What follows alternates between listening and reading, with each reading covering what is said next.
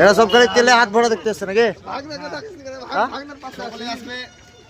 ভাইপোর পকোড়া খুব সুন্দর, আমরা অনেকদিন থেকে নাম শুনছি, তো আমরা আসা হয় না, তার জন্য একটা লাইভে চলে এলাম ভাইপোর জন্য। হাতটা দেখিয়ে দে, এই হাত তাহলে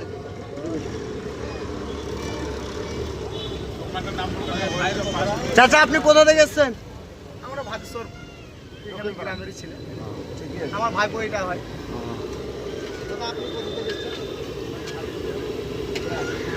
এই দোকানটার ঠিকানাটা বলে দেয়, পকোড়া বানাচ্ছে না সুপার খেতে, আপনারা আসেন একবার খেয়ে যান, এটা সুন্দর বানায় পকোড়া বানিয়ে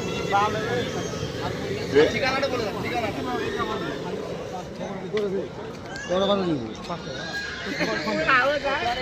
ঠিক আছে স্যার, আপনাকে ধন্যবাদ। আমাদের তাজ পকোড়া হচ্ছে, দেখুন